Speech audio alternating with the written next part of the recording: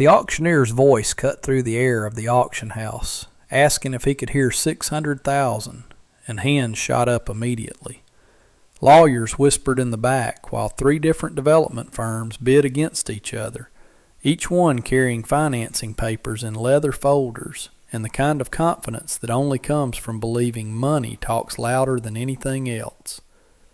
This estate was worth the fight because it sat on 180 acres of land that had been worked for generations, featuring a house built in 1887 that still stood tall. Someone was going to walk away owning it today, and the bids kept climbing from $750,000 up to $900,000. That was when a man in faded overalls raised his hand, causing the auctioneer to actually laugh while the banker standing next to him did the same. Paddle number 7 came up. The whole room turned to look, and for 3 long seconds nobody said anything at all. Dale Puit was the kind of man most people never bothered to notice. As a 3rd-generation farmer on the same land in Montgomery County, Indiana, he had been running the operation ever since his father's hands got too shaky to manage the heavy equipment. He was 58 years old when he walked into that auction house, but he looked a good bit older than his age. It wasn't that he was worn down, but rather that he was worn in, showing the kind of weathering that comes from actual physical labor instead of just the years passing by. His boots carried honest mud from the morning's work, and his hands were covered in calluses that had calcified over decades of griping steering wheels and wrenches. His day always started at 4 in the morning, a habit he had kept for as long as he could remember. He would roll out of bed before the rest of the house woke up, and before the birds had anything to say, walking out to the barn with a cup of black coffee that usually went lukewarm by the time he reached the door. The work he did was never glamorous, consisting of equipment repairs that broke your knuckles and seasonal rotations that forced you to think in soil conditions instead of months. Hydraulic systems leaked at the worst possible times, and fences always needed mending before the cattle found the gaps. But he moved through every task with a deliberate patience. He knew from experience that things take time, and that taking shortcuts usually ends up costing more than just following the straight path. Most of his neighbors ran their farms the same way, by working hard and managing their debt while hoping the market prices held steady. Dale was different in one specific way that nobody outside his immediate family knew, which was the fact that he didn't borrow money. He hadn't taken out a loan since 1984, and he refused to use credit for anything at all. The estate up for auction wasn't just some distant trophy or a piece of real estate to him. His great-grandfather had worked that specific land long before it became anyone's historic property, and back when the original family built the house in 1887, Dale's people were the ones turning the soil. They managed the crops and tended the animals while the owners stayed inside, and even though his great-grandfather's name wasn't on any deed, his hands had shaped that earth. That history mattered to Dale in a way that was hard to explain to people who thought farming was only about profit and loss. He would drive past the property sometimes and see how it had been sitting neglected for 5 years while waiting for this auction. The main house needed serious roof work, the original barns were going soft in the timber, and the fields had grown over with weeds. Even with the decay, the place still held on to something special, representing the history that hadn't been erased yet, but was likely to disappear soon. In his barn office, tucked behind 3 filing cabinets and a workbench he never used for actual work, sat a metal box. It was a piece of military surplus, painted olive drab and measuring about 12 inches on each side. He kept it locked with a padlock and hid the key in his desk drawer where nobody would think to look. Sometimes, late in the evening, after the chores were finished, he would sit at that desk and look at the box the way some men look at an old photograph. It wasn't exactly an emotional attachment, but more of a quiet recognition of something he had finally completed. Nobody knew what he had been doing for the last 40 years, and they certainly didn't understand that this locked box was the reason he could stand in an auction house today. He watched 3 different companies bid millions of dollars, knowing all along that he had something they couldn't buy with credit or leverage. It was a fortune that had compounded in total silence for 4 decades, built one careful decision at a time. The choice that changed everything happened back in 1984. Dale was only 18 years old when his father suffered a stroke, an event that left the older man completely unable to handle the farm's books or the daily finances. Medical bills started piling up on the kitchen table immediately, and the heavy equipment payments didn't stop just because the house was in crisis. The bank finally called on a Tuesday morning, and the voice on the other end of the line didn't have a single ounce of room for negotiation. They were coming for the combine, a piece of machinery that was worth more than the house they lived in, and they were seizing it because a single payment was 2 weeks late. While his mother was sitting in a quiet hospital waiting room, holding his father's discharge papers, the bank was already moving to take their livelihood. Dale put on his best clothes, the ones without grease or dirt stains, and drove into town to meet with them in person. He sat across from a man in a sharp suit who looked at him like a piece of used inventory that had lost its value. The banker explained things with the cold precision of someone reading from a training manual, telling the boy that credit was a privilege for people with reliable income. The farm didn't qualify anymore, at least not without collateral or a cosigner, and certainly not without proof that an 18-year-old could manage a business his father had supposedly failed. What the banker never bothered to say was that the decision had been made before Dale even walked through the door. The outcome was already written down, and the meeting was nothing more than a required procedure to close the file. He walked out of that building and made a silent promise that would take him the next 40 years to fully explain. He decided right then that he would never ask for permission again, not from a banker or a lender or anyone else who had the power to say no and make it stick. If he wanted something for the farm, he was going to own the money to buy it first, because he realized that anything else was just living on borrowed time. That same week, he started putting cash aside in a way that no computer could track. He didn't use credit cards or take out small loans, but instead kept physical bills and coins in an envelope tucked away in a kitchen drawer. It started with $5 here and $20 there, and while the harvest money went to the bank for the big operating costs, any extra surplus was converted to cash before anyone could freeze the account. He took on side jobs during the long winter months, repairing equipment for neighbors or doing custom baling work, and he made sure every bit of it was paid in cash. He would take his checks to the grain elevator store to cash them, walking out with a roll of bills folded deep in his shirt pocket. Most people would have given up on a plan like that after a year or two, but Dale stayed with it for decades, even when the progress felt invisible. $500 looked exactly like $50 when it was sitting in a locked metal box, and since nobody knew about it, nobody was there to be impressed by his discipline. But he kept going with a steady consistency, making no announcements and expecting no recognition from the world around him. By the time he turned 30, that envelope had grown into $15,000, and by 40, the total had climbed to $90,000. By the time he hit 50, he stopped trying to keep a running tally in his head because the number had become too large to calculate without making a mistake. Every little bonus or insurance payout or unexpected gain was turned into physical cash that he could hold, ensuring he never had to depend on a stranger's software or a banker's mood ever again. The barn nearly burned to the ground in 1997 when an electrical fire broke out in the back section during the height of the July heat. He managed to get most of the animals out into the night air, but the equipment inside was a total loss. The local firefighters saved the main structure by the skin of their teeth, and as Dale sat in his pickup watching the embers cool, he thought hard about breaking into those secret savings. he could have used that cash to rebuild faster and cut years off his recovery timeline.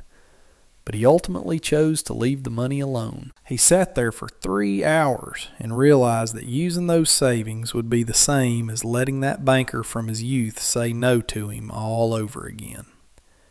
He rebuilt with what the insurance covered and what his own 2 hands could do over the next 2 years, and the savings just kept growing. By 2024, that one decision from his teenage years had compounded into something that nobody in town could have expected. The locked box in his barn office wasn't just a collection of paper and metal anymore, but was instead a 40-year record of saying no to a system built on debt. It represented 4 decades of patience that most people can't even imagine, let alone practice for a lifetime. He finally had enough to outbid the big developers and own something truly significant, proving once and for all that the banker had been wrong about what a determined man could achieve. The property sat about 12 miles north of Dale's home place, a stretch of 180 acres with a main house that dated back to 1887. In those days, the real wealth of the region was found in the deep soil of the fields, rather than in corporate offices or retail centers. The original house was built from limestone and heavy timber by someone who knew that a building only survives the generations if it is constructed with the right materials. The barns standing nearby had that same kind of rugged durability, and even after all this time, 3 of them were still upright, with wooden frames that had grown dark with age, but remained structurally sound. It had been a grand working estate in its prime, a family-run operation that eventually fell apart as it passed through hands that didn't care for the land. It finally ended up owned by an absentee trust that did nothing but collect a little rent from seasonal hunters, while the rest of the place sat empty for 5 years. The fields eventually went fallow, and the gutters on the main house started pulling away from the roof line. Those original livestock barns began a slow surrender to the wind and rain, and the old farm roads turned from gravel to dirt and then to thick grass. That specific piece of dirt mattered to Dale because his great-grandfather had spent his life working those very fields.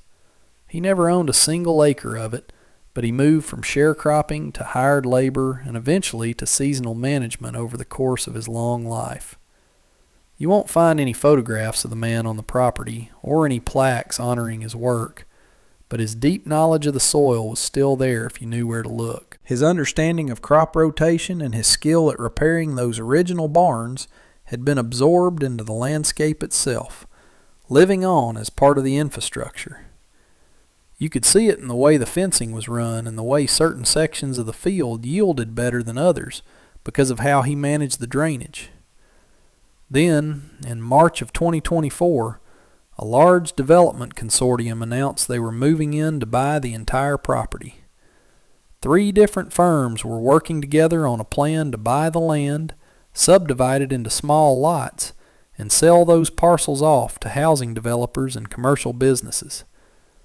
The historic buildings were scheduled to be demolished because preserving old structures costs too much money and slows down a construction timeline. The barns had no place in a modern residential subdivision, and the main house was likely going to be torn down or turned into a generic community center, depending on which contractor won the bid. The threat was the same one that every acre of good working land eventually faces when progress comes knocking. It was the cold math that says a subdivided field is worth more per square foot than a unified farm, leading to strip malls where the corn used to grow. They wanted to put residential clusters where the barns stood, and a paved parking lot right where Dale's great-grandfather had once read the condition of the soil to plan the season. Dale understood the economics of the situation, and he didn't necessarily blame the developers for following their own business model. Money is money, and he knew that was just their job. But he also knew that money was the very thing that erased history. It wasn't a malicious act, but it was an inevitable one, because the system was designed to favor profit over stewardship or the heritage of a place. He spent 2 full weeks thinking about the situation, not wrestling with it, but thinking through the steps he needed to take. Wrestling with a problem implies you aren't sure what to do, but thinking means you've accepted the reality and you're just deciding on the best response. By the middle of April, his mind was made up, and he decided he would outbid the consortium to save the land. He was going to take that property and turn it back into something that held on to its original purpose instead of letting it be erased by a bulldozer. But before he made his move, he needed to talk to someone he trusted, and he needed to find out if his plan was actually wise or if he was just an old man getting nostalgic for a past that never really belonged to him. He found her in the kitchen right around 6 in the evening, just as the light was turning that deep amber color through the south-facing window. She was staring at something on her phone, scrolling the way people do when they aren't really reading, just killing time while the day winds down. Margaret had learned a long time ago not to wait up for him when it came to dinner, because work on the farm ran until the job was finished. She had spent decades making meals at odd hours, and eventually just stopped trying to guess when he might actually walk through the back door. He pulled out a chair and sat down at the table without saying a single word to start. That was strange enough that she set her phone face down and looked at him with that specific expression she used when she knew something big was coming. "The Hartwell estate," he said, his voice steady. "The place north of here that's been sitting empty for all those years." She nodded because she knew exactly which property he was talking about. They had driven past those fences together back when they were much younger, and he had pointed out the way the barns were built with a kind of respect for the original craftsmanship. "They are putting it up for auction 3 weeks from now," he told her. "Okay," she replied, keeping her voice flat because she wasn't sure yet where he was going with the news. "I want to go to that auction and bid on it because I want to buy that land." She didn't laugh at him or tell him it was a pipe dream, but her face changed from patient listening to something that looked a lot more like worry. "With what money, Dale?" This was the real moment, the one that actually mattered more than the auction itself. He gave her a number, or at least a rough range of what he had, because he didn't want her to think he had spent the afternoon doing a cold inventory. It was enough to cover the property and still have a little bit of a safety net if the bidding started to climb higher than expected. He watched her eyes as she realized he was talking about more than $250,000. 40 years of work, he said. "It is all cash, and it is out in the barn." "Where in the barn?" Her voice went thin with the kind of shock you only feel when you realize you've lived in a house for 30 years and never knew there was a fortune under your nose. They walked out together after the sun had gone down. The barn had one single overhead light that he clicked on, and the office looked the same as it did every other day of the week. There were the old filing cabinets and the desk and the workbench that nobody ever seemed to use for anything. He slid the cabinets out of the way and knelt down on the floor, pulling a key from a hidden spot in the drawer to open the lock. Inside that space, the bills were stacked and organized by how much they were worth. There were hundreds in one pile and 50s in another, while the 20s were held together by brand new rubber bands because the old ones had long since dried up and snapped. The 10s and the smaller bills were kept in their own separate section. It was all very methodical, which was the only way he knew how to do anything, and he had even kept a ledger with dates and amounts right there with the cash. She didn't say anything for a long time. She just reached out and brushed her fingers against the edge of one stack before pulling her hand back like the paper might crumble if she touched it too hard.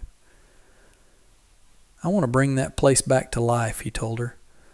"I am not doing it to flip it for a profit, but I want it to be a working farm and a place for agricultural education. I want to keep that land doing what it was meant to do, instead of just selling it off to whoever can turn it into money the fastest." "What happens if you lose the bid?" Her voice was even quieter now. "Then at least I can say I tried," he said, "and I won't have to watch someone else get the satisfaction of tearing it all down." 2 weeks after that night, they walked into the auction house side by side. She had put on a simple dark dress for the occasion, and he was wearing the same kind of clothes he wore every other day of his life. Nobody in that room paid any attention to her, but by the time the morning was over, every person there was looking at him. The auction house had these massive floor-to-ceiling windows along the east side of the building. The morning sun was coming through at sharp angles, and you could see the steam rising off the coffee cups at the service table in the back of the room. There were maybe 80 people gathered there, and most of them were dressed in a way that signaled they had plenty of money to burn. They wore tailored blazers and expensive slacks and shoes that probably cost more than Dale spent on his entire equipment budget for a month. 3 different development firms had sent their own teams, and each group had lawyers with folders spread out across their laps. They all had a person in charge sitting right in the front row, the kind of professional who is paid to look like they have everything under control. Dale took a seat in the middle section with Margaret right there next to him. He had carried the money inside a leather briefcase he'd bought just for this day, and it looked like it belonged there in his hand. He looked like he belonged there too, in the same way an old tool belongs in a workshop, regardless of how much newer and shinier everything else around it might be. The auctioneer was a woman in her 50s who spoke with a smoothness that only comes after you have called 1,000 of these sales. She had a rhythm to her voice that suggested the emotional weight of the land had long since burned away for her. Her only job was to move the property from one owner to the next, and she didn't care who won or lost as long as the mechanism of the sale kept moving forward. The bidding opened up at $600,000. That was a fair starting point because it sat just a little bit above what the market assessment had predicted. Hands started going up all over the room. One of the developers jumped the price to $750,000 almost as soon as the first number was called. Then a second firm came back with $825,000. It wasn't aggressive yet, but they were all just positioning themselves to show the room they were serious about the buy. The auctioneer moved through those rising numbers like she was reading lines from a script that had been written 100 years ago. By the time they hit $900,000, the energy in the room started to shift. The jumps in price got smaller, moving up by $8,000 here or $12,000 there as the lawyers started leaning in to whisper. The teams were all making eye contact with each other to make sure their bosses knew they hadn't hit their limit yet. The price climbed to $1 million, then 1.1, and then 1.2 million. Dale hadn't moved a muscle or raised his hand a single time. He just sat there and watched. He had done the math on this specific piece of dirt 100 times over the years, and he knew exactly what it was worth on the open market. He understood what those developers were willing to pay based on how many houses they could cram onto the acreage and how fast they could build them. Most people who were nervous would have jumped in early just to be seen, but he chose to wait and let everyone else show their hand first. The price hit $1.4 million and then climbed to $1.6 million. That was when one of the developers finally dropped out of the running. Their lawyer gave a tiny shake of his head to show the budget was gone, and that whole team leaned back in their chairs because they were finished. Only one firm was left now, and they were still pushing the price higher. The auctioneer called out for $1.7 million. You could actually see the decision being made as the last team huddled together. The man in charge shifted in his seat and looked at his lawyer, who seemed to be explaining something very basic. The boss looked like he was weighing whether the land was actually worth the cost of winning. Then the auctioneer asked the room for $1.8 million. For the first time all morning, not a single hand went up in the air. The whole room went quiet, in that way a place gets silent right before a storm breaks or something big changes. The developer kept his hands down because he was done. The auctioneer opened the floor one last time with the gavel ready in her hand. In that silence, Dale realized the moment he had been working toward for 40 years had finally arrived. "Do I hear 1.8 million?" The auctioneer kept her voice as flat and even as it had been all morning, but the energy in the room shifted the second those words left her mouth. You could see the developer's team trading looks that weren't confident anymore, while their lead man just shook his head and the lawyer started tucking papers back into his leather folder. Dale didn't make a scene when he raised his paddle, number 7, and his hand went up with a steady kind of certainty that didn't need any theater to back it up.